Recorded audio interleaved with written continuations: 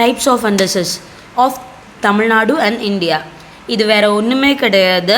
நம்ம நாட்டோட பொருளாதார அளவு, மக்களோட வாழ்வியல் அளவை வந்து அளவிடுறதுக்கு நிறைய இண்டஸ்ட்ரீஸ் வேர்ல்டு லெவலில் ஃபாலோ பண்ணுறாங்க. அதில் நம்ம என்னென்னதெல்லாம் ஃபாலோ பண்ணுறோம், தமிழ்நாடு லெவல்லையும் இந்தியா லெவல்லையும் என்னென்ன ஃபாலோ பண்ணுறோம்.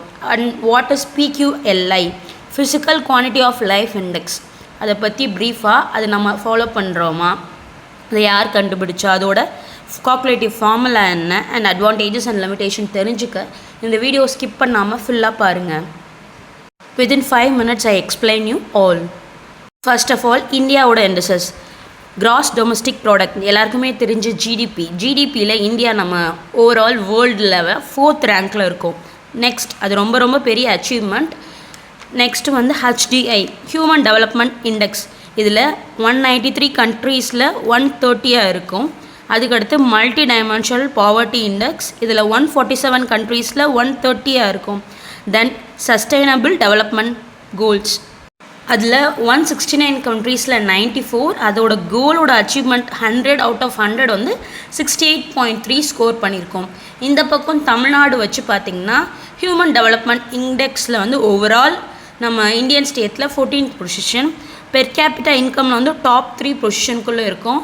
லிட்ரஸி ரேட் வந்து ஒவ்வொரு சென்சஸ் அப்போயே மாறிட்டே இருக்கும். இப்போ சென்சஸ் எடுக்க போகிறாங்க, அப்போ என்ன மாறுதுன்னு பார்க்கலாம். லைஃப் எக்ஸ்பெக்டன்சி வந்து 74 years டாப் 5ல் இருக்க ஸ்டேட்ஸ்குள்ளே இருக்கும். ஹெல்த் அண்ட் எஜுகேஷன் இண்டிகேட்டர்ஸுமே வந்து நான் சொன்ன மாதிரி மாறிக்கிட்டே தான் இருக்கும். இப்போ கரண்ட்டில் என்ன இருக்குங்கிறத செக் பண்ணலாம். SDG பர்ஃபார்மன்ஸில் வந்து அச்சீவர் ஸ்டேட், பெட்டர் பர்ஃபார்மிங் ஸ்டேட்குள்ளே நம்ம இருக்கோம். இன்னும் இதுதான் வந்து the industries we followed in India and Tamil Nadu. Next, PQLIனா என்னென்னா, it's old formula and old format. Physical quantity of life index, அதாவது நம்ம வாழ்வியலோட ஃபிசிக்கல் குவான்டிட்டியை அளவிடுற மாதிரி. இதை கண்டுபிடிச்சவங்க யார் அப்படின்னு பார்த்தீங்கன்னா டேவிட் மோரிஸ், MD மோரிஸ்னு சொல்லுவாங்க, இல்லைனா மோரிஸ் அண்ட் மோரிஸ்னு சொல்லுவாங்க. இயர் வந்து பார்த்திங்கன்னா 1976. இது வந்து measure the physical quality of life and people rather than income or GDP. பணம் சம்மந்தப்பட்டு ஒரு வாழ்வியலை தீர்மானம் பண்ணாமல் ஃபிசிக்கல் குவாலிட்டி ஆஃப் லைஃப்பை வந்து மெஷர் பண்ணுறது தான் இது. இதோட காம்பனன்ட்ஸ் என்ன அப்படின்னு பார்த்தீங்கன்னா literacy rate, infant mortality rate, life expectancy at age 1. இது 3 தான் காம்பனன்ட்ஸ். ஃபார்முலா என்ன அப்படின்னு பார்த்தீங்கன்னா literacy index plus infant mortality rate plus life expectancy index divided by 3. இதுதான் ஜென்ரிக் ஃபார்முலா.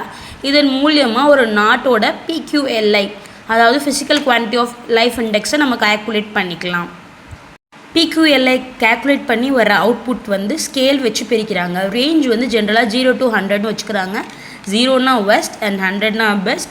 100லேருந்து டிக்ரீஸ் ஆகிட்டே வந்து அப் டு 0 வரைக்கும் இருக்கும் போல். வாட் இஸ் அன் அட்வான்டேஜ், இதில் என்னென்னா ஈஸியாக அண்டர்ஸ்டாண்ட் பண்ணுவோம். சிம்பிள் கான்செப்ட்ங்கிறதுனால easy to understand. Focus on health and education, ஹெல்த்தையும் எஜுகேஷனை மட்டும் தான் ப்ரியாரிட்டைட் பண்ணுறாங்க. Better than using GDP alone. GDP மட்டுமே ஒரு நாட்டோட வளர்ச்சியை தீர்மானிக்காமல் ஹெல்த்தும் எஜுகேஷனும் தீர்மானிக்கிற வகையில் இது இருக்குது.